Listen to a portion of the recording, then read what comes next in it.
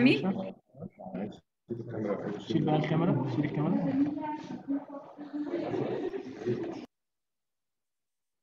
Right.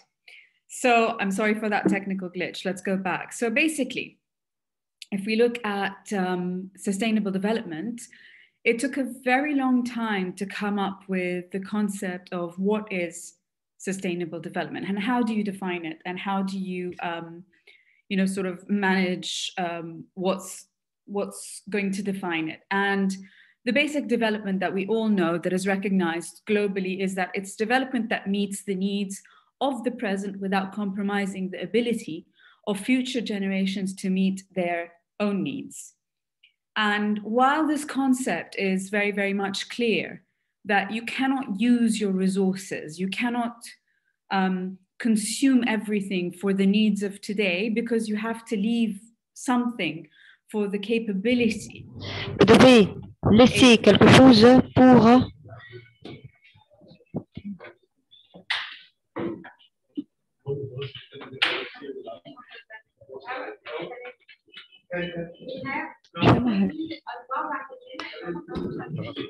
مش عارفة أنا مش فاهمة حاجة.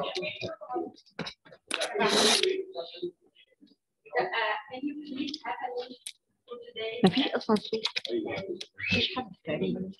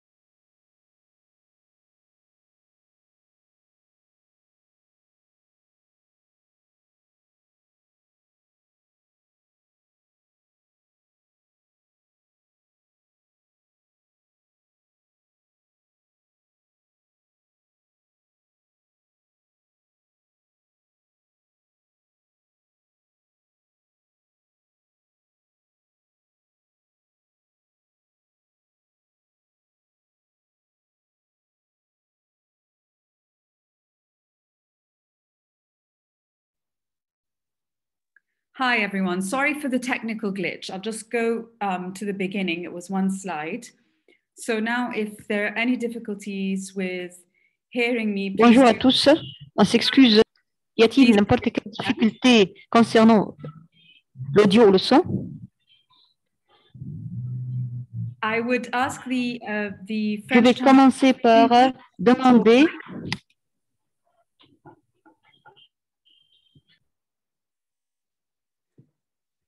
Right. So what we're going to do is that we're going to approach sustainability from a very generic point of view.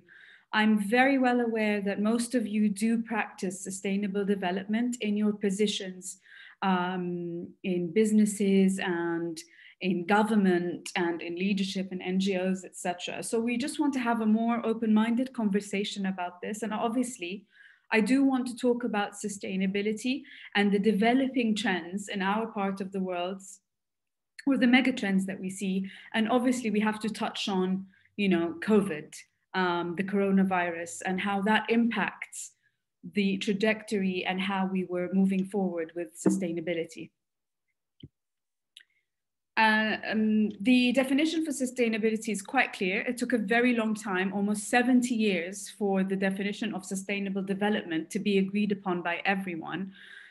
Development that meets the needs of the present without compromising the ability of future generations to meet their own needs. That's very clear what it is. It's very clear that we cannot consume everything because we need to consume it now. We have to leave some for later.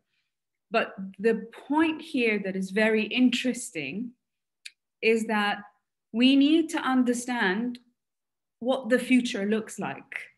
We don't know the future. We don't know what the future generations' needs and aspirations are. And the world is changing at quite a rapid pace. So we may not be able to predict what the future looks like, but at least we need to give future generations the options to have choices, to deal with problems in the future. So that's a very interesting idea, which is you are trying to, trying to consider a future that we still do not know that well. The idea of sustainable management, which is what our role is that there's an intersection between setting goals and results.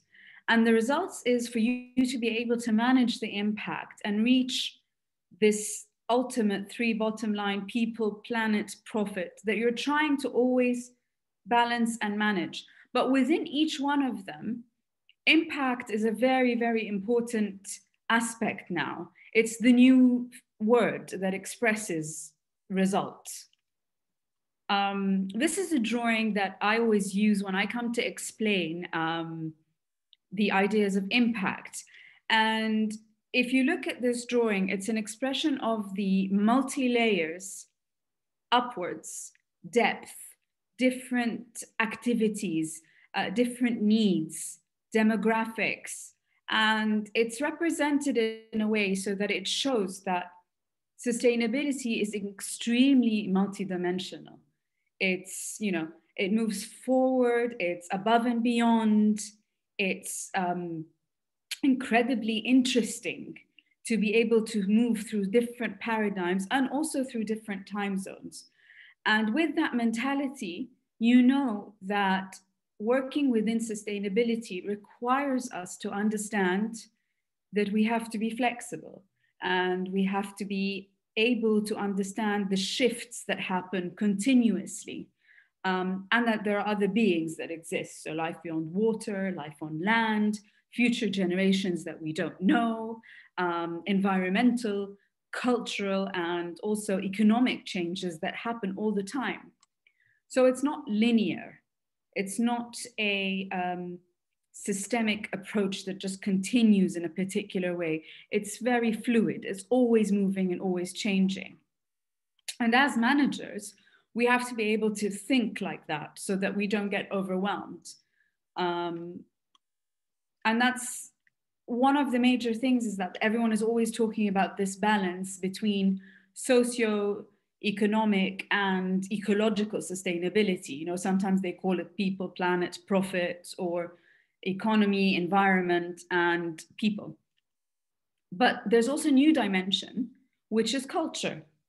And this is very, very relevant when you come to talk about sustainable development or sustainability in very well-established and diverse cultures, which is Africa. In Africa, you cannot assume that there is one culture. There are several different cultures that are very sophisticated and embedded, and heritage and ideas and faith and intellect that exists within Africa. And so the fourth dimension that is always on the table is this idea of, where does culture fit in? Now, culture fits into all of them, actually. It fits into the economy. It fits very much, obviously, it fits very much with people, but also in the ecological and environmental culture of countries. Therefore, this whole idea that you have to try and balance between all three of them and integrate culture and heritage and identity in each one of these requires a kind of problem solving. And it also requires a very centralized way of thinking about people, because at the heart of it, it's all about people, really. So why do countries care about sustainability? If you look at governments, it's obviously the first one is for stability. You don't want internal unrests. You want to avoid conflicts. You want to avoid tensions. The second one is prosperity, because do aspire to do well for themselves, to do well for their economy, to do well for their people. And it's also branding. It's that sense of identity and culture that is very, very important. And government branding. It also requires that you have the ability to have partnerships. So if the entire world is moving towards sustainability, then there's common ground for you to also have partners if you do the same. And the most important one is that you gain influence. And that's that part of impact that I want to focus on. So impact for the environment, for the economy, and for social impact can be interpreted in different ways. You know, if we take environmental impact with an issue that's very important to Africa, like water conservation or urban planning, you know, you can see that you can have environmental impacts that could be interpreted from these large-scale projects that are incredibly important for the future and for also for you to avoid stresses and conflicts and marginalization, etc. Economic impacts, we want to learn more about demand. We want to reduce carbon emissions, have long-term employment, regulation that fits into the narrative of the country and pricing.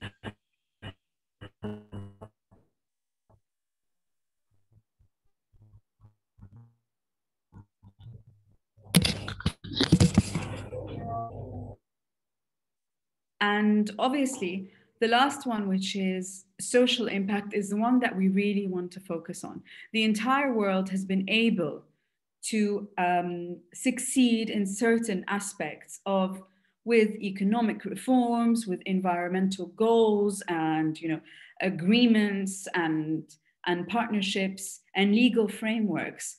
But always the social impact one is the one that seems to be the trickiest of them.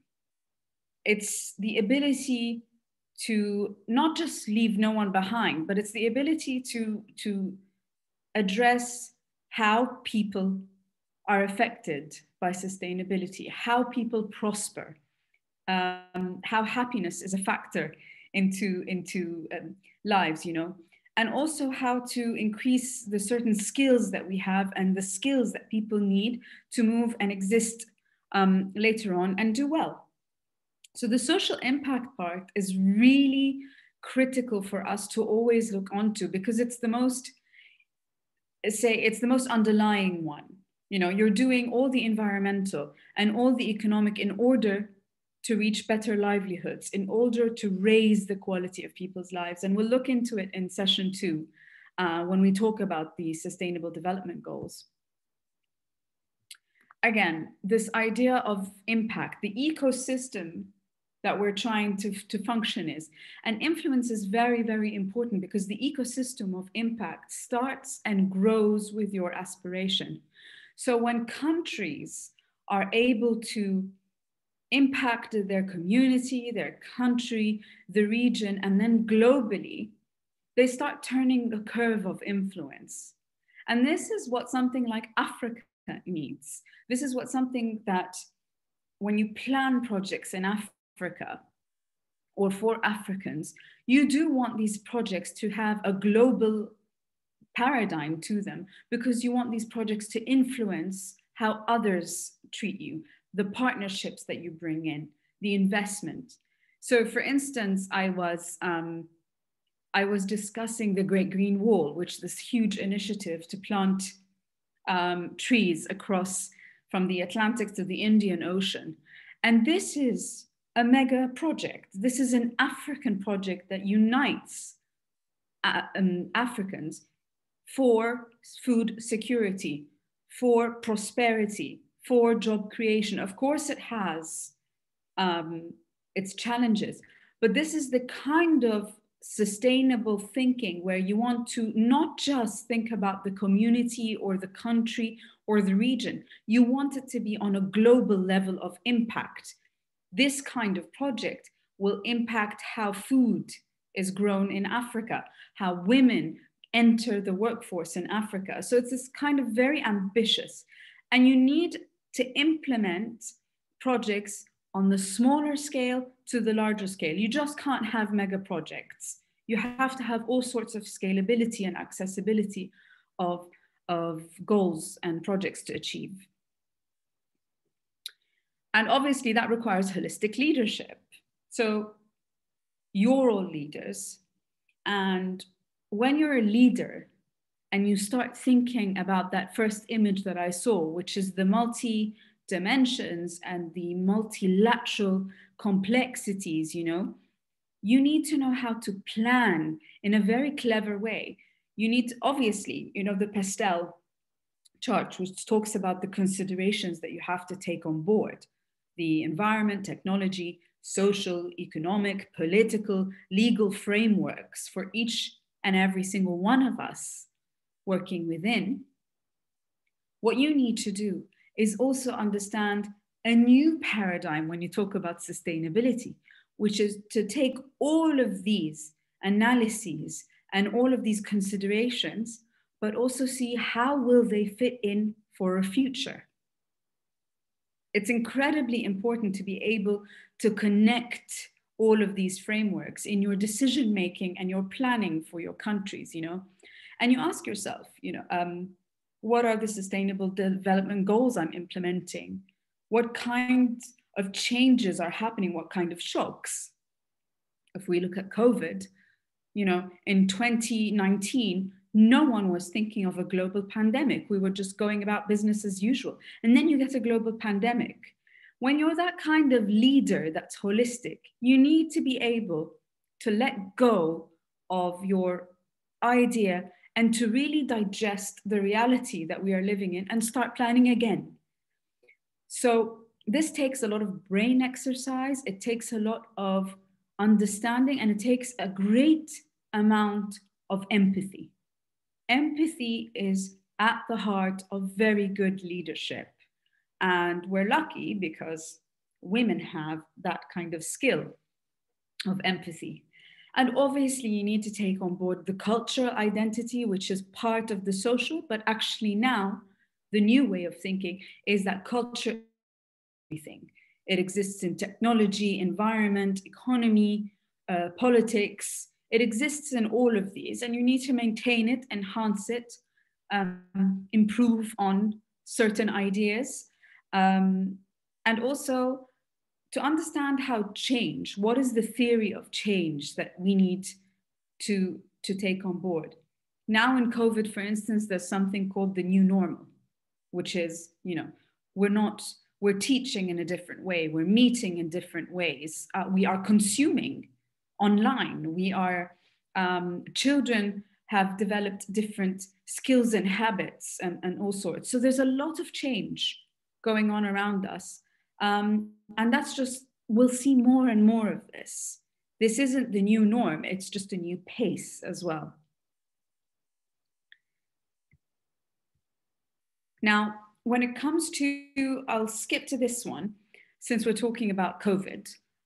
So this was a very sort of informal survey that was done about how there are perceptions of how in Africa COVID has been dealt with.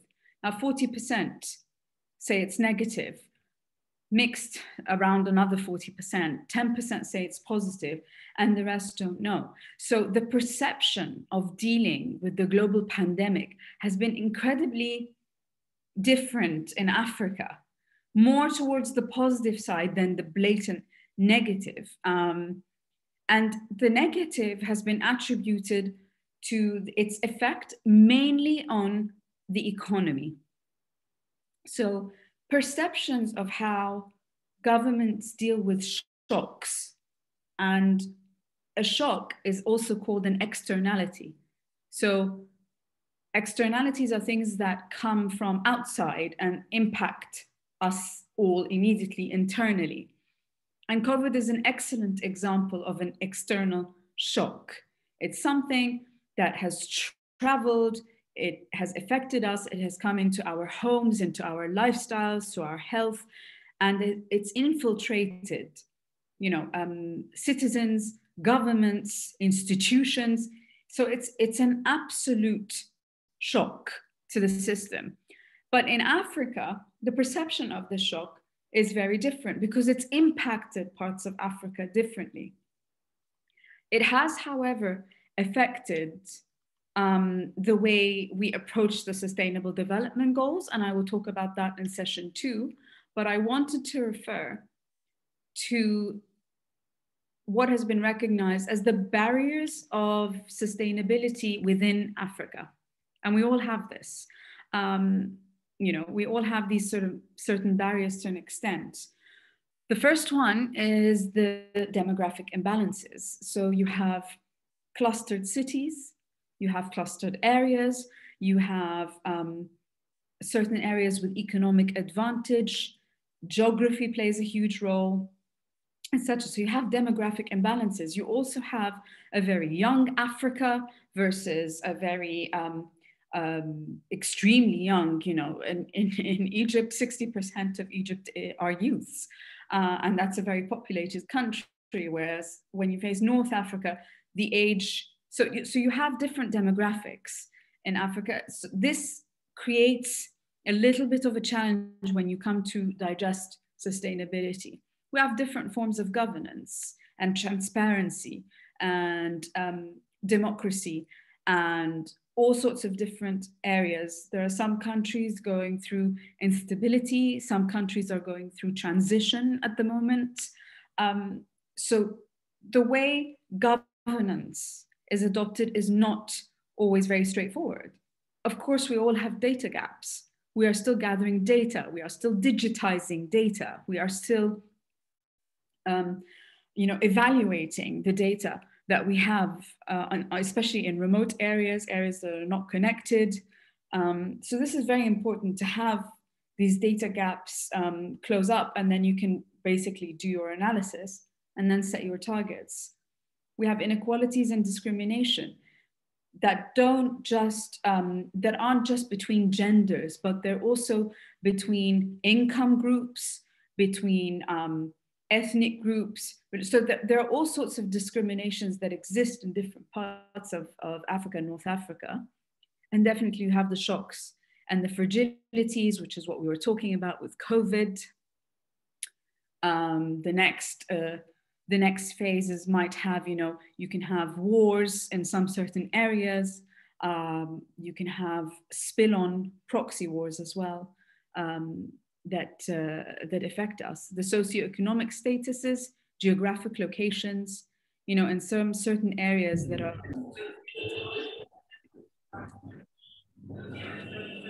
certain areas that are very much landlocked, and certain areas that have access to ports and access to infrastructure, and obviously limited resources. We know that the entire world is going to have to go through economic recovery from almost a year now of an economic downturn facing most of the countries.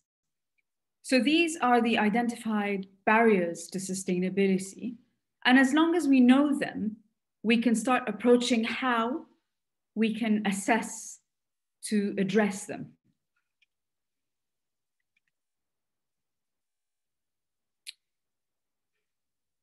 This is,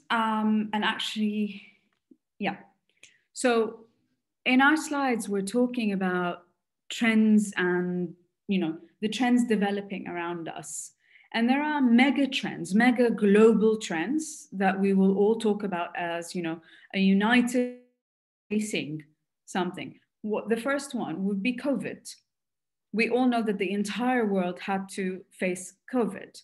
The vaccine, and how the provision of vaccine, the delivery mechanism of vaccine, and also disparity in having the vaccination made available to low-income countries, to developing countries, and to developed countries. I mean, we will see future issues raised about something like COVID.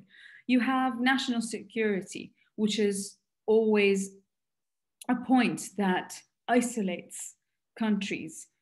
We all have an issue now of population growth, which at the heart of it is one of these things that creates these demographic disadvantages that you have to take on board. And we'll discuss what the population growth means. The next, say, pandemic or the next challenge that the world will be facing is climate change. And of course, I believe in climate change, but climate change is not like COVID. It's not going to hit the ground running. It's not going to attack the entire world at the same time and take about a year for it to be, and take maybe 2 or 3 months to be declared a global pandemic, completely halt flights, completely cause lockdowns. Climate change is not like this. Climate change is slower, but when it does, when it does cause disasters, it is absolutely devastating for the economy, for the social, the culture. I mean, it really doesn't transcend, COVID affects people and the economy, but climate change affects the built environment, resources, the economy. It's an absolutely multilateral disaster. And this is the next big thing. The world is going to be talking about it. You obviously have conflicts, and these conflicts have caused migration all over the world. Some are to escape wars, some are to escape politics and poverty, and also some are to escape resource depletion. When people do not have water, they migrate. Economic reforms will also be the next big thing because we have an economic recovery to approach. Water scarcity, we're all aware of this. The entire of Africa is arid. There are many water stresses, and obviously poverty. So these are the trends that are global and regional, and these are the ones that will cause lots of changes and that we have to prepare for. As leaders, we have to prepare. We have to be able to forecast all of this. A good example, for instance, that's not COVID, but overpopulation. You have 2 arrows here.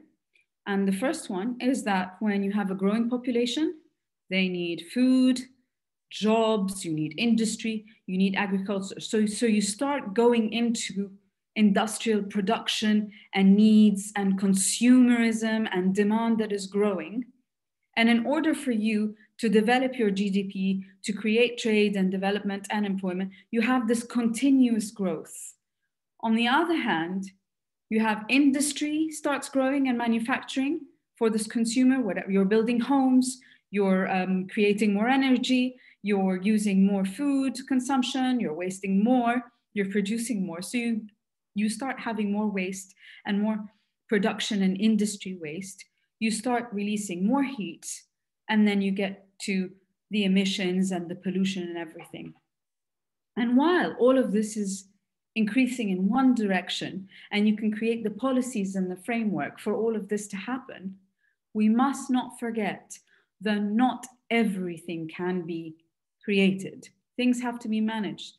So while you are moving very aggressively towards economic reform, you have to keep an eye on the depletion and the decrease of your resources. Definitely water is you have a deficit. You grow your economy, but you grow your deficit going in the other direction.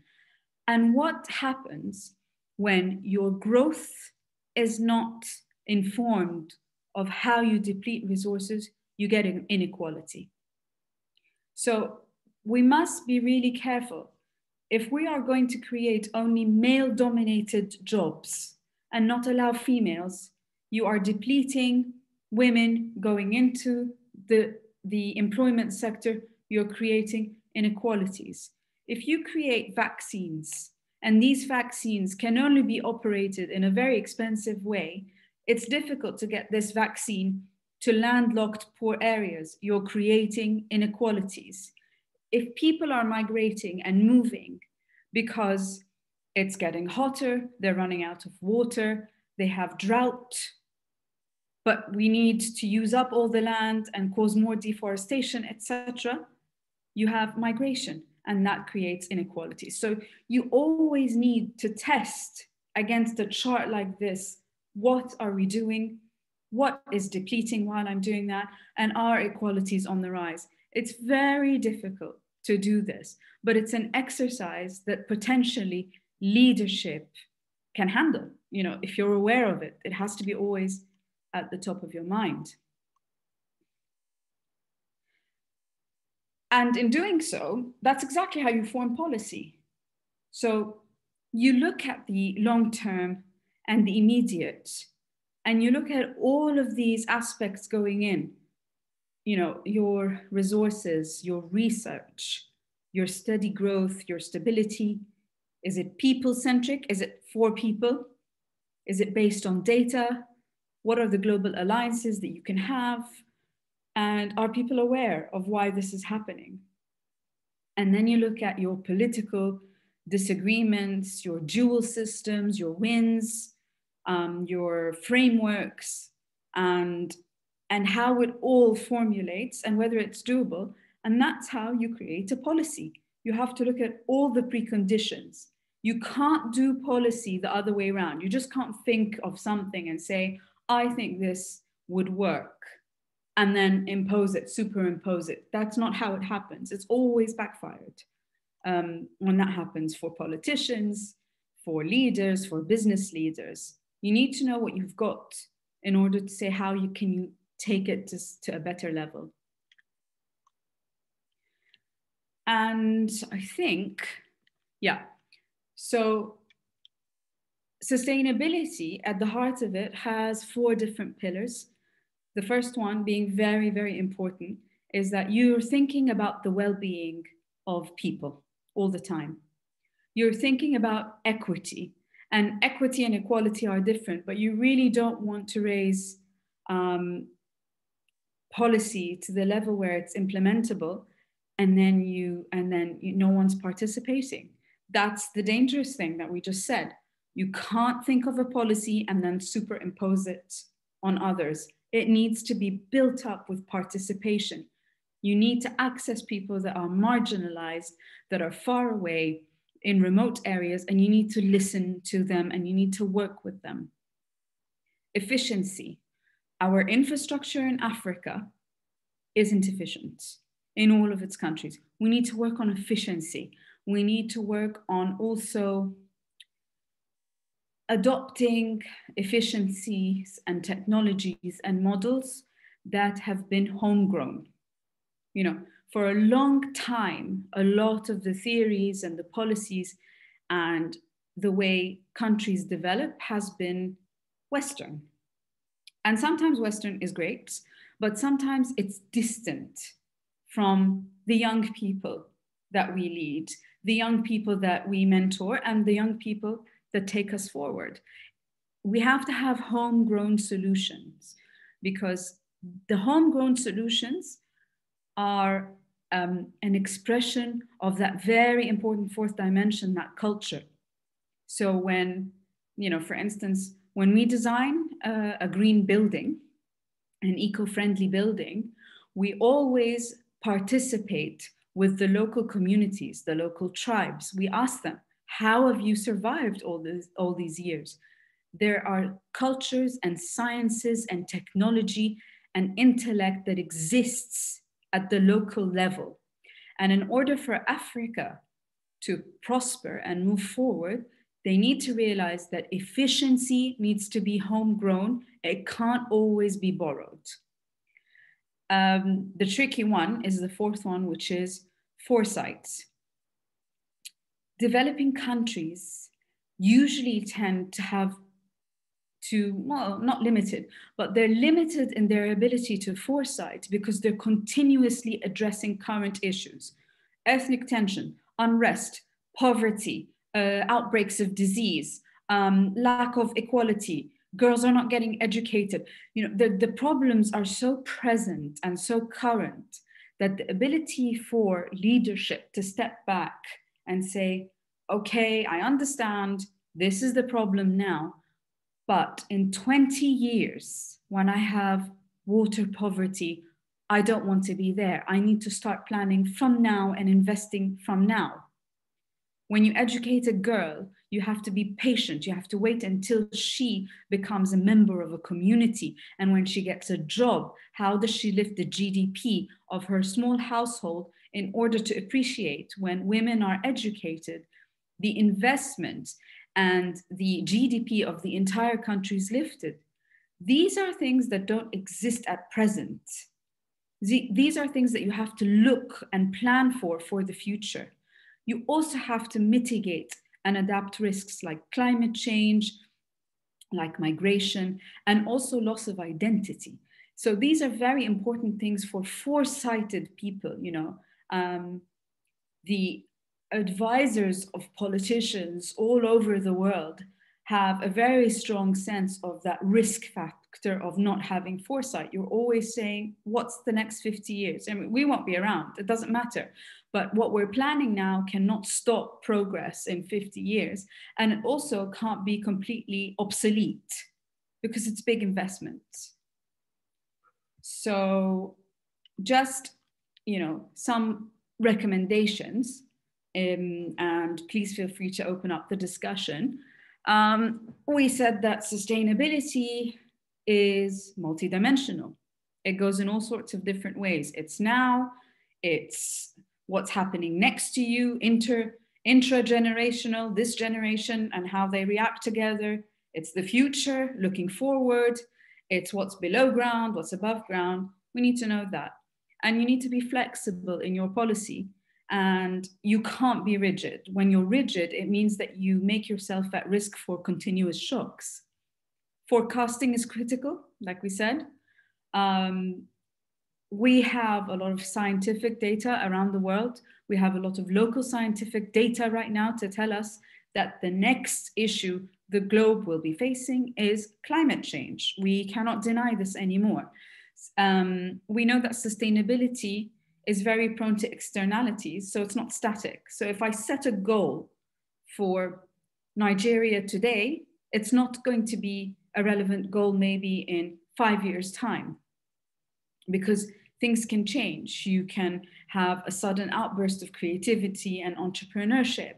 If you set a goal today for Sudan, and for instance, Sudan is going through a transition, political transition, etc., it doesn't mean that it will be going through this all the time. I have to think about the future. Tunis, the same thing. Egypt, it's a young nation. We have to think about population and what having such population growth is impacting for our opportunities, for people to find jobs, for people to be creative, for people to prosper. So we have to always keep that in mind. Timeframes are also interchangeable. What's urgent today might not be urgent tomorrow. We could have urgencies later on. And at the heart of sustainability is people. It's not money. It's not power. It's people. It's really simple. A lot of politicians maybe are not very well aware of this, but at the heart of it, it's the majority and it's people. Yes, it's difficult to make future decisions for those that we don't know. Participation is critical. Communication is very much undervalued. African countries need to communicate their vision, their foresight, their identity a hell of a lot more than they are doing right now, because they need to be represented as a culture that is very powerful and sophisticated. And being nationalistic is for the greater good, not for just political good. It's for looking towards better futures.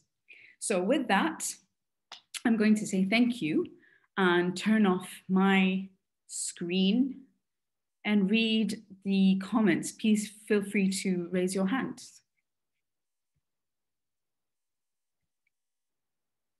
Okay, let me go to the chat.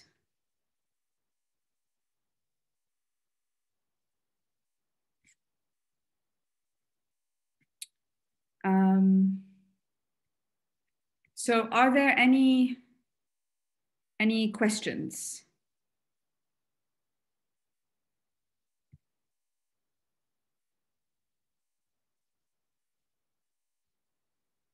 Okay. So, Fatiha, I'm opening your mic.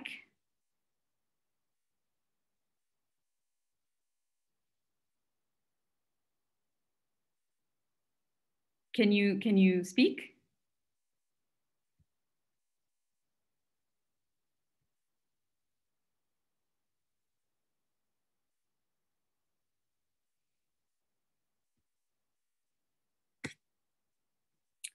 Okay, so Prigala, you're asking, what about the nature and scale of corruption? And how does this impact stability? Of course, it impacts stability. You know, corruption is a direct result of lack of understanding of sustainability. And it exists and it can act as a, not just a hindrance, but it can physically act as a counter effect to sustainability, because sustainability, again, requires us as leaders to put our own benefits aside and think in a very multilateral way. You're thinking about the environment, you're thinking about the culture and the social impact, and you're thinking about the economy. And leadership that does sustainability well will tend to have a lower corruption because you're caught up, because you're so transparent. You're trying to do things and keep the balance all the time. So sustainability itself is a good way of keeping corruption in check. Right. What would your remark in regard to corruption, which is right? Okay. Very informative take on sustainable development to always forecast. Thank you. There are some people with their hands raised. Do you want to type in your answers? Q&A. Okay. Here we go. I think in the Q&A is better than the chat. So, Abby, Elizabeth, you were asking, how can we address inequalities created by male-dominant jobs? Yes, of course. So, in order well, these jobs became male-dominated is because women were not getting investment in their education and skills in order to do these jobs. So automatically, when you do investment in women to get into the education system, to get into higher education, or to get into vocational training, you have two pathways. The first pathways that governments or people of influence can work on is A, get the women funding. There should be equal opportunities with funding women as there are men. So that is something that decision makers really need to factor into, especially women that are working in male-dominated fields. This has hindered women from getting into technology, from getting into IT, into construction sector, into artificial intelligence, because the funding is going predominantly to men. In Egypt, one of the ways to solve this now is that there is a growing zero tolerance policies for companies that do not have women on board. They do not have women on their decision-making table. And it's very important to get women into middle management, senior management, and chairwomen positions, because they automatically hire more women. So it needs to be legislation, education, and also a real exposure of the funding ecosystem and the financial assistance ecosystem that has been very selective for quite some time. Okay, Wafa El-Garrah, can you please share with us concrete examples from your experience of how sustainability concept was adapted to a particular culture? Right. So I just spoke about, for instance, getting women into the the entrepreneurship and the IT. All right, so for instance, it's incredibly important to give an example about agriculture. And one of the main things is that you do have a lot of women who are involved in agriculture.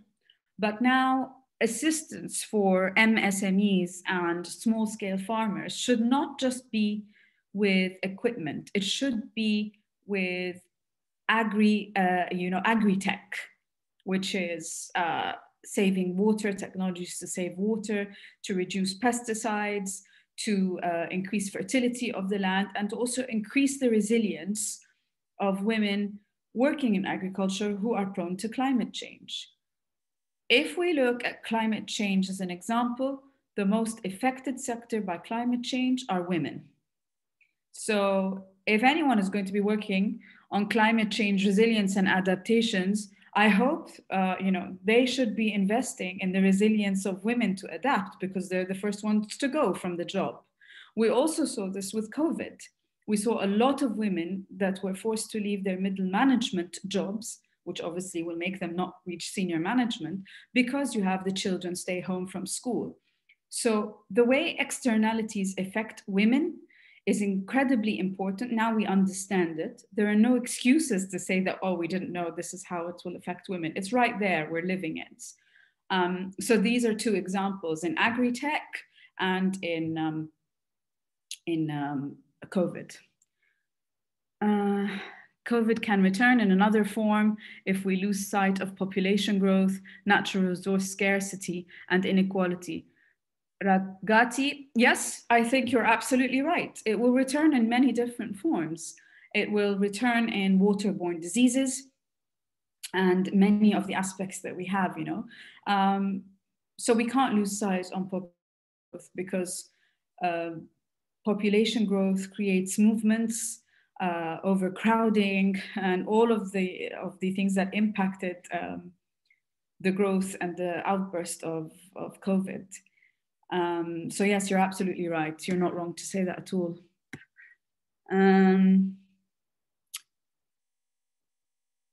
Linda, while I appreciate principles of flexible strategies in the context of times marked by fast changes, how do you balance this while maintaining strategic focus? Yeah, good question.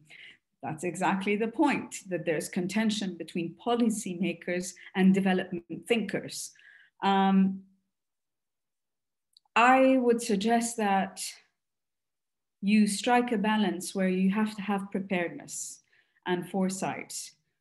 For the longest time, maintaining strategic focus has been disrupted over and over again by externalities. We've had disruption, like COVID. The next big thing is going to be climate change. We also have cultural issues that are being raised, like racism in 2021, like children, like women marrying at a young age, like gender gaps and non-equal pay. We still have issues that haven't been resolved, that really they should be resolved by now in order for us to call ourselves a civilized modern world. And that's the kind of thing. So I think while maintaining the strategic focus, it's wise and it's risk management to also consider what can draw this behind.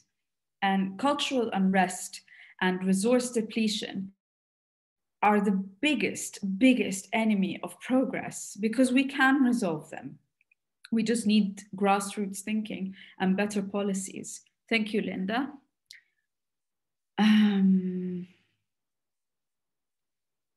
Hassana, what are the steps taken globally to raise the women's standard? Other countries that dominate the women in their organizations? Secondly, what is the database used to ensure that women occupied their position in African countries? Right. I can answer the second part of this question. I can answer in Egypt's case. So Egypt has worked bilaterally with academic institutions, with civil society and also with business communities like, chambers of commerce and ministries of social solidarity, the Ministry of Planning and everything, which is the excuse was, well, we don't know where these brilliant women exist and we don't know where they are. So what's happening now is we're creating in Egypt a database of women and collecting their data of women that have had a very positive impact on the organizations they are working from, have had a positive community impact, have had proper numbers, to back up their career. And there's a database available of these, management gurus. They're really brilliant and stuff. And this database is made available so that companies can draw from the database where, the empowered women of Egypt and those who are empowering others have created an ecosystem whereby they're seeing each other. And I think this is a wonderful thing. Since we have seen more women come into ministerial positions, there has been a collateral growth of young women entrepreneurs. There has been more funding in women's businesses.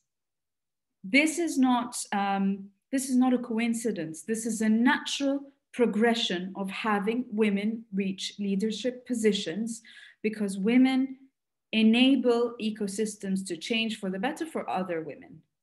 It's just how it works. So there's a positive trickle-down effect by fixing this. So start by getting women in leadership positions in government, in companies, in banks, in financial assistance, and they will automatically raise everyone. That's just how it works.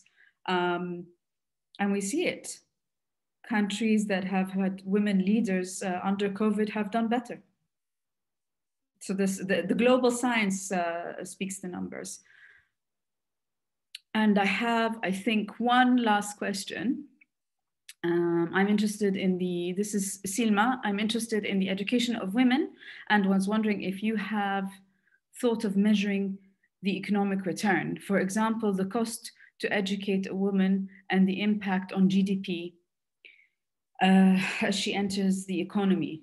There are studies, yes, Silma, of this, and it definitely shows it correlates with the nature of the kind of business. So in countries where entrepreneurship and creative jobs are increasing and they're forming the base of the formal sector, having women in education shows higher returns on investment. In general, in countries where agriculture and the informal sector exist, normally having women in business tends to show also an upward looking GDP indication. So in all cases, having women work is an incredibly valuable aspect to the general GDP. So I think my session is over now and you have a break. And our next session will be on sustainable development goals. So thank you very much. And I'm looking forward to seeing you soon. Enjoy your break.